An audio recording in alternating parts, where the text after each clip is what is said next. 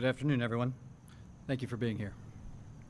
Over the past 24 hours, the President has continued to improve. He's met or exceeded all standard hospital discharge criteria. He'll receive another dose of remdesivir here today, and then we plan to get him home.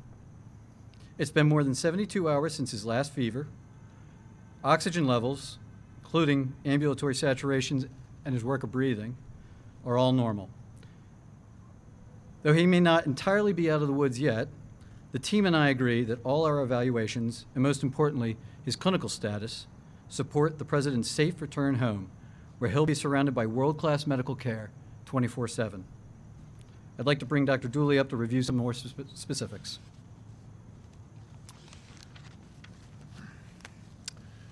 Good afternoon. Just a brief update this morning. As Dr. Connolly mentioned, the President continues to do very well. His vital signs this morning were notable for a temperature of 98.1. His blood pressure was 134/78. A respiratory rate of 17 respirations per minute. His heart rate was 68 beats per minute. And his last oxyhemoglobin saturation was 97% on room air. He currently does not endorse any respiratory complaints. And aside from our evaluation with the multidisciplinary team this morning, has maintained a full schedule, ambulating and working on the White House medical unit. I'll now turn it over to Dr. Garibaldi to again discuss therapeutics. Thanks. Hi, good afternoon. And again, I just wanted to echo the sentiment of what an honor it is to be part of this wonderful team here at Walter Reed. Yesterday evening, the President received his third dose of remdesivir. He tolerated that infusion without difficulty, and his kidney and liver function continued to be normal. Our plan is to give the fourth dose of remdesivir this evening before he goes back to the White House, and we've made arrangements to deliver the fifth and final dose of his treatment course at the White House tomorrow evening. He continues on dexamethasone, and again, the plan for today is to continue to be up and out of bed, eat and drink, and work as he is able. And I'd like to turn it over to Dr. Jason Blaylock, who's an infectious disease specialist and the Chief of Medicine here at Walter Reed, to give some updates on infection control. Thank you. Good afternoon, everyone.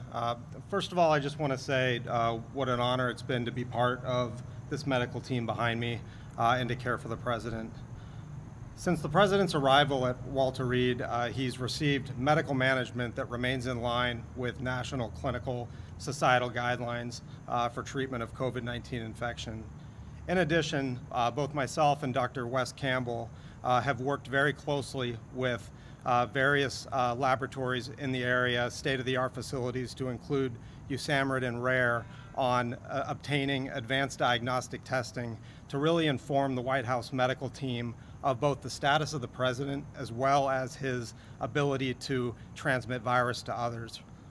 Also, we have worked very closely with the Walter Reed team to ensure that we are looking very closely at infection control prevention strategies and the right posture so that the President can safely return to his residence.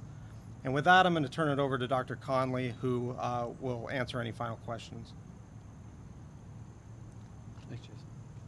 I mentioned it Saturday, but I'd like to reiterate myself just how grateful the President and I are to the men and women of Walter Reed, our colleagues at Johns Hopkins, as well as the many federal, private institutions that we've received support from. And so long as everything continues on the track that we're experiencing right now, this time, as the President already tweeted out, is to get him home later today. With that, I'll take a couple questions.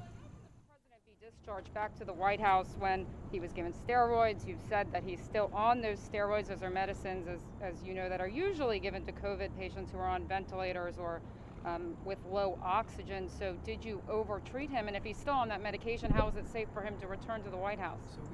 So we send patients home with medications all the time. In fact, yesterday afternoon, he probably met most of his discharge requirements safely from the hospital. And he's returning to a facility, the White House Medical Unit, that's staffed 24/7, top-notch physicians, nurses, PAs, logisticians, and the unit here, the team here behind me is going to continue to support us in that nature. Yes? What infection control measures are you taking? And how was it safe for him to drive around in a cloth mask yesterday? And how is it safe for him now to return to the White House where there have been so many cases? How's any of this safe? So the President has been surrounded by medical and security staff for days wearing full PPE. And yesterday, the U.S. Secret Service agents were in that same level of PPE for a very short period of time. We've worked with our infectious disease experts to make some recommendations for how to keep everything safe down at the White House for the president and those around him. We're looking at where he's going to be able to carry out his duties, office space, and I'll just say that it's in line with everything we've been doing upstairs for the last several days. Can you tell us, please, on testing, can you tell us when he had his last negative test? Was it Thursday? Was it Wednesday? Do you remember when he had his last negative test? I don't want to go backwards. Contact tracing for people who are around him to know I understand. when he The contact tracing, as I understand it, is being done. I'm not involved in that. So. Why did you begin the declaration that you leave, or was this something he pushed for? No. So we try to get patients home and out of the hospital as quickly as is safe and reasonable. Every day a patient stays in the hospital unnecessarily is a risk to themselves. And right now there's nothing that's being done upstairs here that we can't safely conduct down home.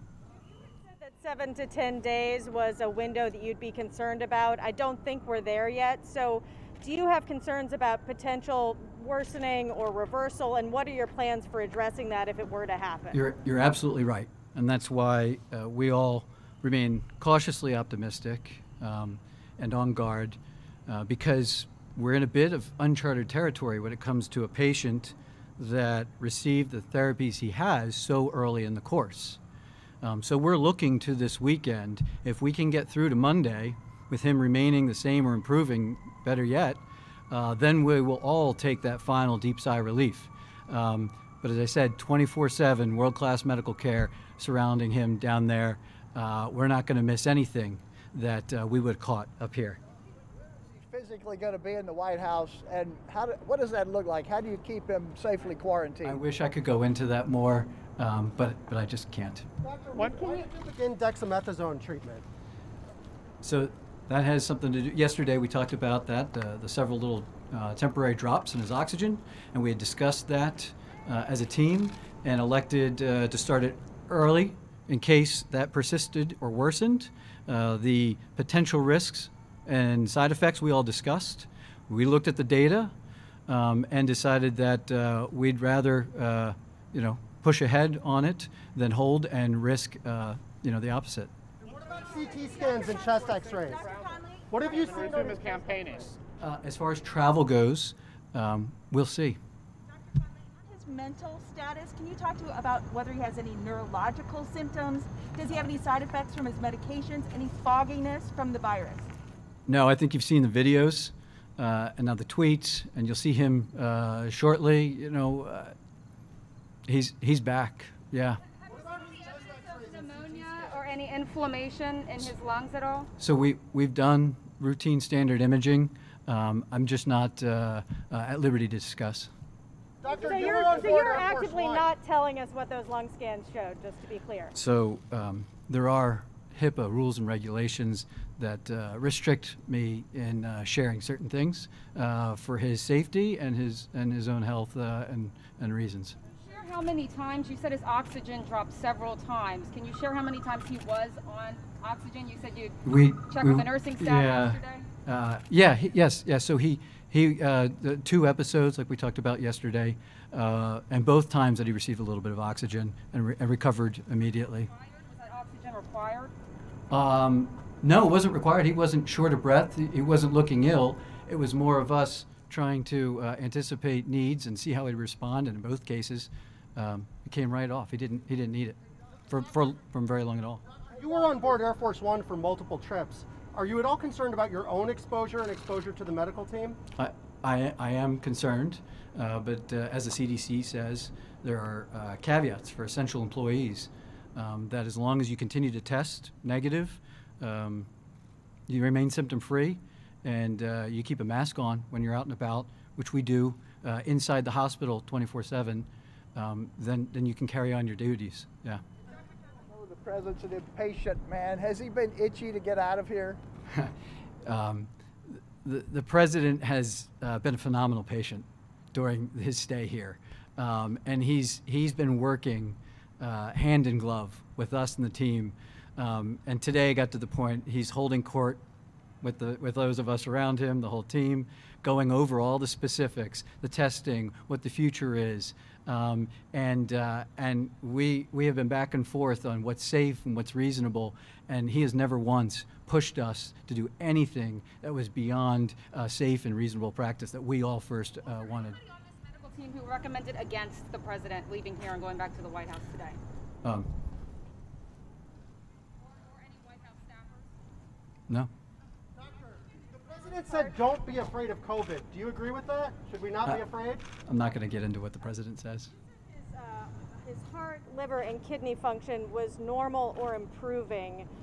Improving, does that mean that there were effects, and is it all normal? Like, what's up with that? Yeah, it's all normal right now. I would say he appeared to be a little dehydrated Friday.